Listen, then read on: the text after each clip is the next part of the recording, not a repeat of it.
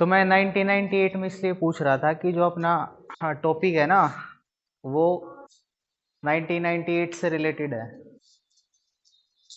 1998 में क्या हो रहा था कि देखो, दो साइंटिस्ट थे आपके, फायर एंड मेलो, ठीक है। वो आपके सी एलिगेंस पे एक्सपेरिमेंट कर रहे थे। सी एलिगेंस पता है क्या होता है? सी एलिगेंस निमेटेड किस में आते हैं? किस में आते हैं? हाँ ठीक है। तो जो सी एलिगेंस है उसके ऊपर वो कुछ वर्क कर रहे थे। तो सी एलिगेंस पे क्या कर रहे थे वो? सी एलिगेंस में उन्होंने एक प्रोटीन का एमआरएनए, ठीक है, और उस एमआरएनए का एंटी मॉलिक्यूल, ठीक है। एमआरएनए को सेंस बोला, एमआरएनए का जो कंप्लीमेंट्री मॉलिक्यूल था उसको क्या बोलेंगे? एंटी सेंस, ठीक है। तो उन्होंने उस सी एलिगेंस की सेल में, मसल सेल पे वो काम कर रहे थे। तो उन्होंने क्या इंजेक्ट कर दिया उसके अंदर? एक एमआरएनए सेंस मॉलिक्यूल और उस एमआरएनए का एंटी सेंस मॉलिक्यूल इंजेक्ट करा। फिर उसका कुछ उन्होंने फिनोटाइप चेक करा, कुछ फिनोटाइपिक इफेक्ट नहीं आया, ठीक है। मसल सेल में कोई चेंज नहीं आया, ठीक है। फिर उसके बाद उन्होंने ये दोनों अलग अलग टाइम पे इंजेक्ट करे। पहले सेंस मॉलिक्यूल इंजेक्ट करा, फिर एंटी सेंस इंजेक्ट करा, कोई इफेक्ट नहीं आया। फिर क्या करा उन्होंने? दोनों मॉलिक्यूल्स को कंबाइंड करके इंजेक्ट करा। कंबाइंड करके इंजेक्ट करने के बाद मसल सेल्स के अंदर क्या हुई? ट्विचिंग हुई, ठीक है। और ये ट्विचिंग किसके सिमिलर थी? एक अदर मसल सेल्स के सिमिलर थी जिसमें कोई एक प्रोटीन था वो डिफेक्टिव था, ठीक है। उस प्रोटीन का प्रोडक्ट, उस जीन, जो जीन है वो डिफेक्टिव था, उस जीन का प्रोडक्ट प्रोटीन नहीं बन रहा था। उन सेल्स में भी ट्विचिंग हो रही थी। और उन्होंने जब एक साथ सेंस और एंटी सेंस मॉलिक्यूल को इंजेक्ट किया तब भी ट्विचिंग हो गई, ठीक है। तो सेंस और एंटी सेंस जब एक साथ इंजेक्ट करे, उससे क्या पता चला कि जब सेंस और एंटी सेंस मॉलिक्यूल को कंबाइन कर देंगे तो क्या बनेगा? आपका डबल स्टैंडर्ड आरएनए। एक एमआरएनए हो गया, एक उसका एंटी सेंस आरएनए हो गया।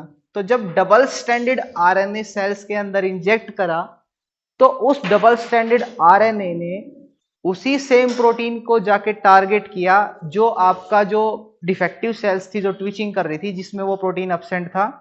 उसी प्रोटीन को जाके उसने टारगेट किया और वो सेल्स भी ट्विचिंग करने लग गए। उस प्रोटीन का प्रोडक्ट नहीं बन पाया।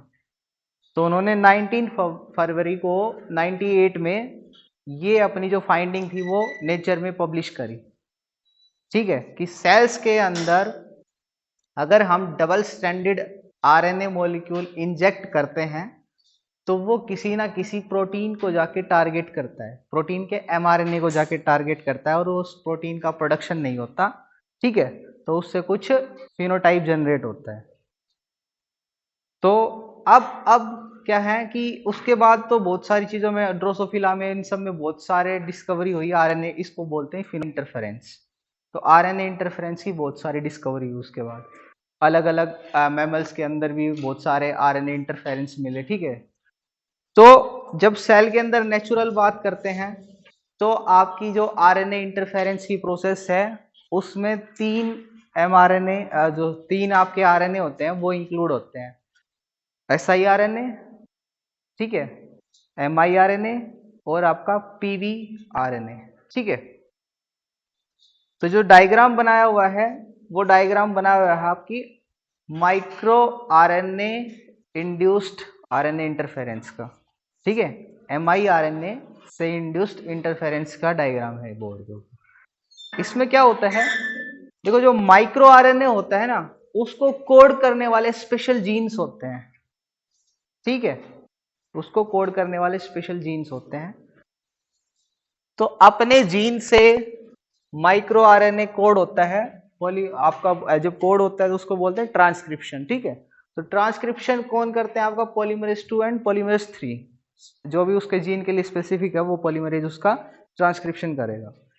फिर उसका जो फर्स्ट आपके पास जो प्रोडक्ट बन के आता है वो होता है आपका primary micro RNA, MI RNA, primary micro RNA, ठीक है। उसको स्ट्रक्चर को थोड़ा क्लीव करके उसका जो सेकेंडरी स्ट्रक्चर है उसको रिमूव करके एक प्री एमआरएनए में कन्वर्ट किया जाता है। प्राइमरी से क्या बनता है? Pre mRNA. ये कौन करते हैं आपके प्रोटीन? डाइसर ड्रोसोफिला के अंदर, ठीक है, DGCR8 आपके मैमल्स के अंदर, ठीक है। तो ये प्रोटीन इस प्राइमरी एमआईआरएनए के स्ट्रक्चर को कन्वर्ट करते हैं आपके प्री एमआरएनए स्ट्रक्चर में, ठीक है। कुछ बेसिस को हटा दिया, जो आपका सेकेंडरी स्ट्रक्चर बना हुआ था प्राइमरी एमआरएनए के अंदर वो गायब हो गया। उसके बाद अब ये जो आपका प्री एमआरएनए है ये सब जो चल रहा है न्यूक्लियस के अंदर, ये रेडी है आपका साइटोप्लाज्म में एक्सपोर्ट करने के लिए, ठीक है।